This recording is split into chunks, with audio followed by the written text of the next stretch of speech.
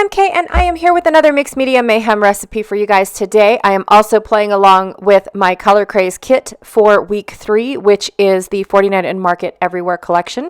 So part of the recipe is using stamps or stamping, and so I pulled out some pretty old, close to my heart stamps. You can see the numbers up in the upper right hand corner of each of my sets, but they are pretty old, and I mean in the 20-teen old era. So I'm not sure if any of these stamps are available anymore, but they're a few of my favorites. I also pulled out for my watercolor Inklings in Spotlight White, Shimmers in Coffee, and Vibes in Rose Gold Red.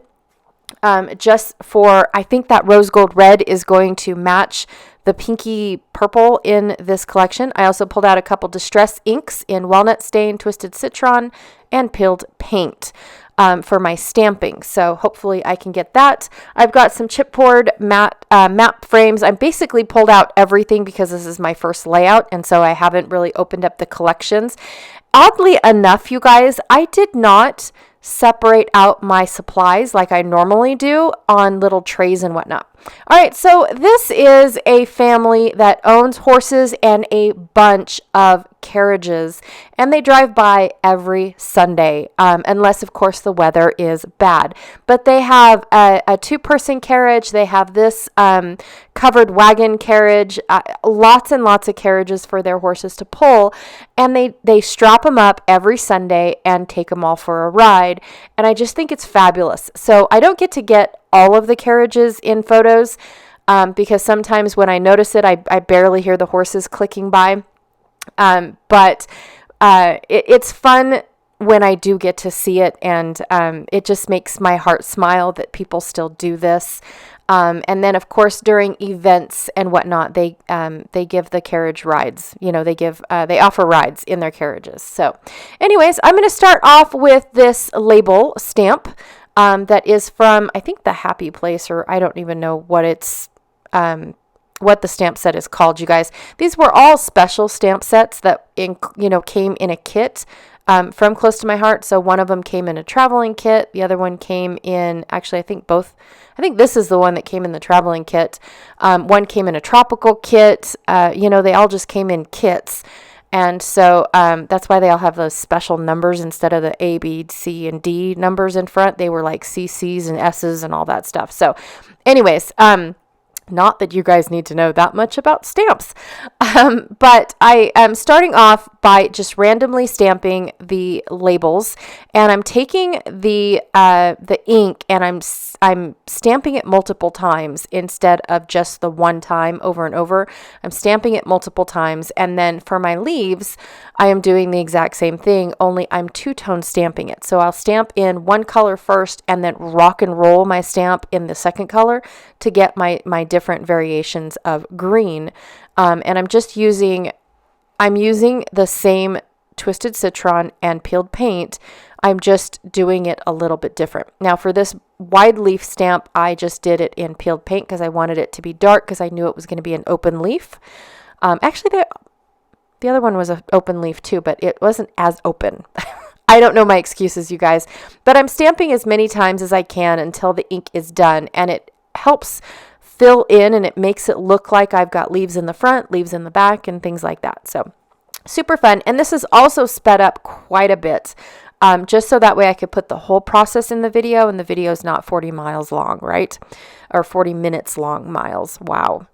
And then I'm going to take this, it says enjoy the ride, and I'm stamping it the same way. So I stamp once and then I stamp twice to get a lighter impression.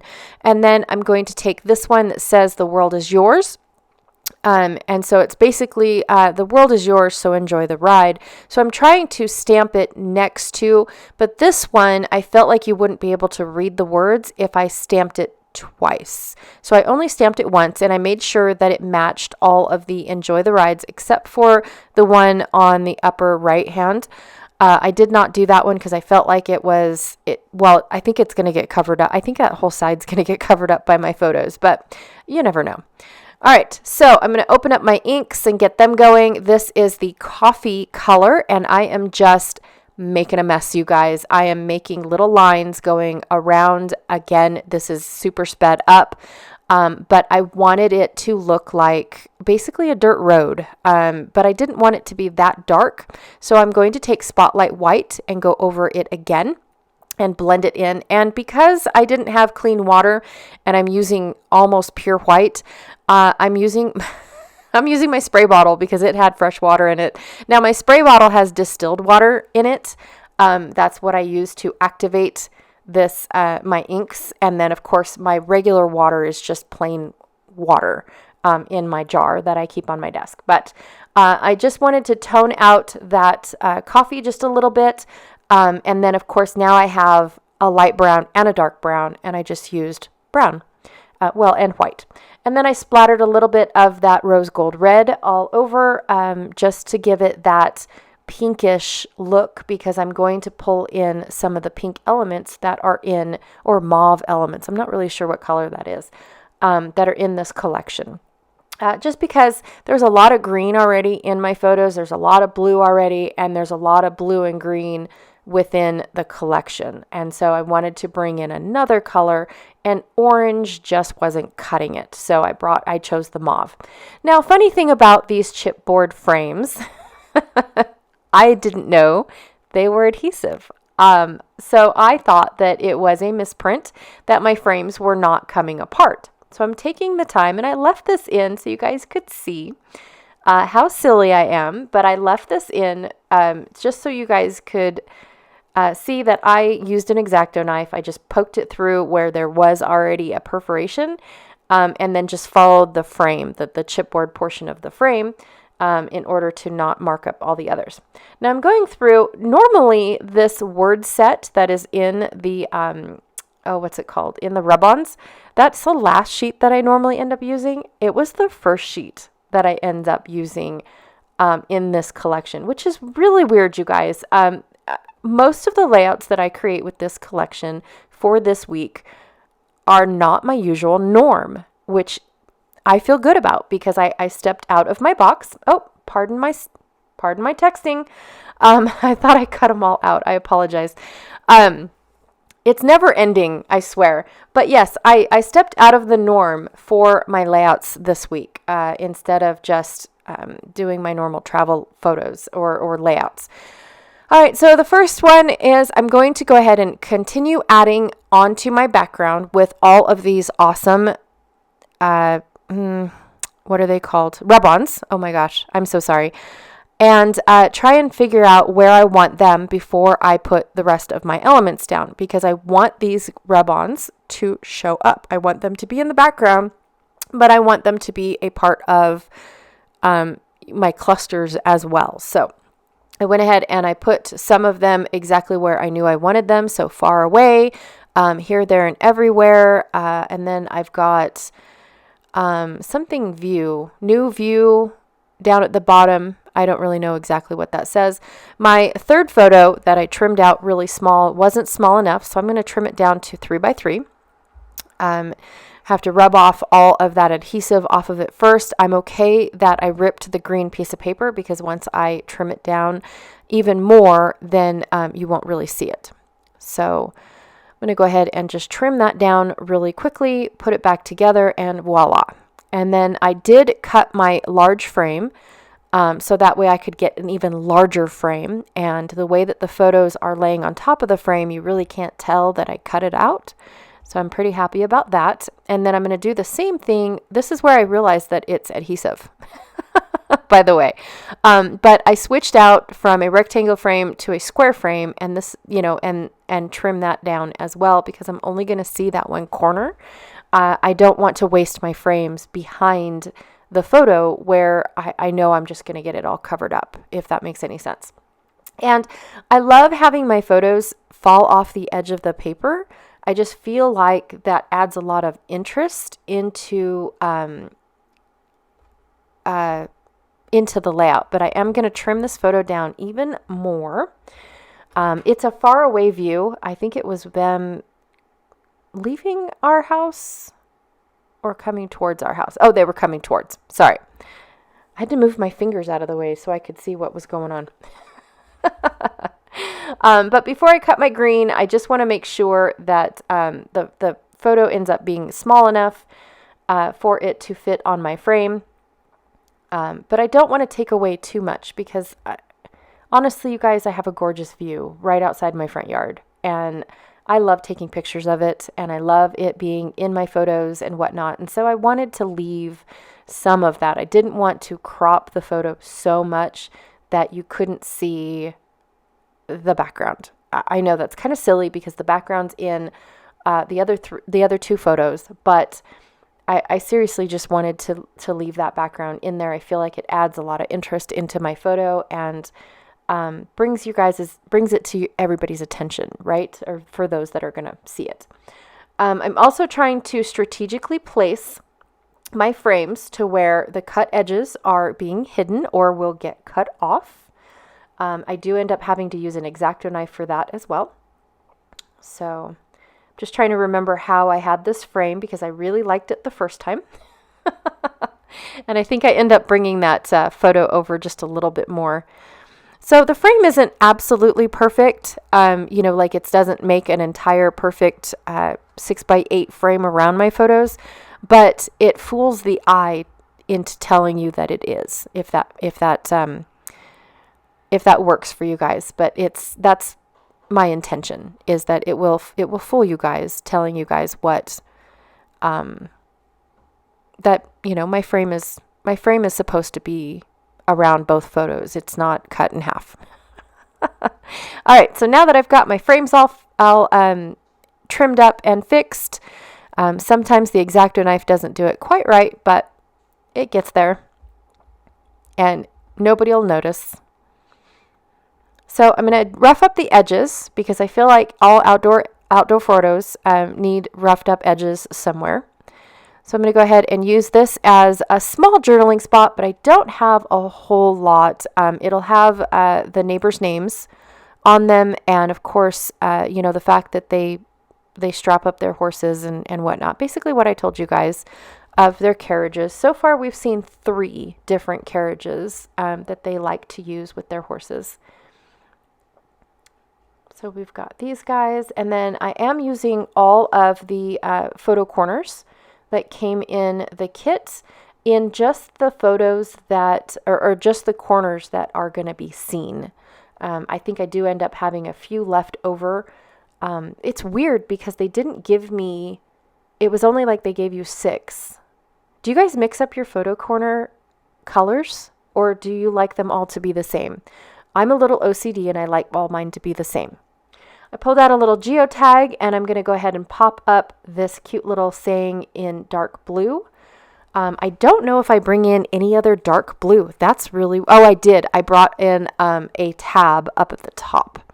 So, and I will glue that down here in a few. So I left all the gluing in because there's so many layers. I don't use a whole lot of glue to hold paper to paper. I do use a lot more glue. This one here, I'm just gluing straight to the photo, so I just use a little small strip of it. But I do end up using a lot more glue when I'm gluing something to mixed media, which is what I have on my paper. So I will be using a lot more glue going on there. I want to set up these tabs so that way they can still be seen because I have a little rub-on over on the right to still put on my layout. So I'll be doing that here soon. I've got a few more rub-ons that I want to add, but I wanted them to be in the layers instead of all of them being in the background.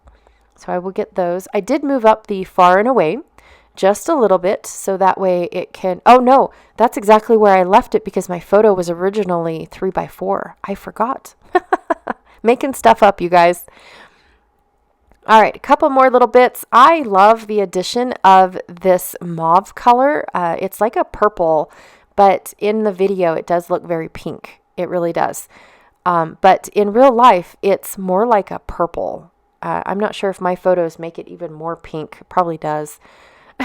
But I do like the addition of it, and I'm glad that I did this color instead of bringing in the orange. Now, if I would have had yellow to go with this collection, I would have brought in yellow because the rag that he has sticking out of his pocket is yellow. So I definitely would have brought that in. Plus, I think that, yellow is like sunshine. But I definitely wanted to not use so much green or blue because of the fact that it's hugely represented in my photos. But for the stamping, I wanted to do blue or green, just to make it look like he's riding on the tray. I don't know, you guys. I just really like my stamping. So I'm making stuff up again. All right, because I thought it was a little too white, I went ahead and took this walnut stain and am going to go ahead and just ink the edges so that way I can get it to not look so white. But I did start off with a white paper, and now it doesn't even look white, which I absolutely love. It's one of my favorite things that I love to do for a layout. All right, once that is all done, my layout is complete. I do not add anything else to this layout, but I'm pretty happy with it, you guys. Oh my gosh, I forgot about these rub-ons. See, even my voiceover said I forgot about the rub-ons. So I'm just going to take these two black rub-ons. They are, longitude and latitude legends, I guess. And so I'm going to go ahead and rub them on in little spots. I'm not using them as a whole because I want to put them in multiple spots. So I'm going to have some going down the page, some going up the page, some going under the photos. Yep. Because my ink is wet, the rub-on did not like to stick, so I'm just going to go ahead and use it in multiple spots.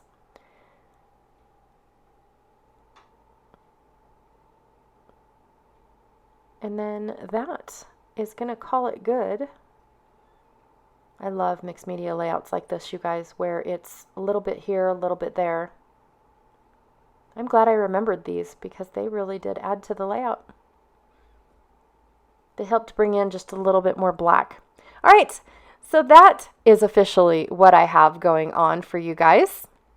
Thank you so much for hanging out with me today. I truly appreciate it. Don't forget, for Mixed Media Mayhem, I have the channel links for all the girls that are content creators for Mixed Media Mayhem. I also have 2 links for Facebook. One is to go join the group if you're not joined already, and then the other one is to take you directly to the link for this specific album in the Facebook group in case you want to see what everybody else used their watercolor paints, stamping, and splatters with. Everybody's layout is going to be different. It's just the media that is going to be the same. Also, too, don't forget to check out Janet Fritz's channel. She is my cohort here with Kit Conspiracy, and see how she used her collection along with her Mixed Media Mayhem. I look forward to it, and I will check you guys all later. Bye.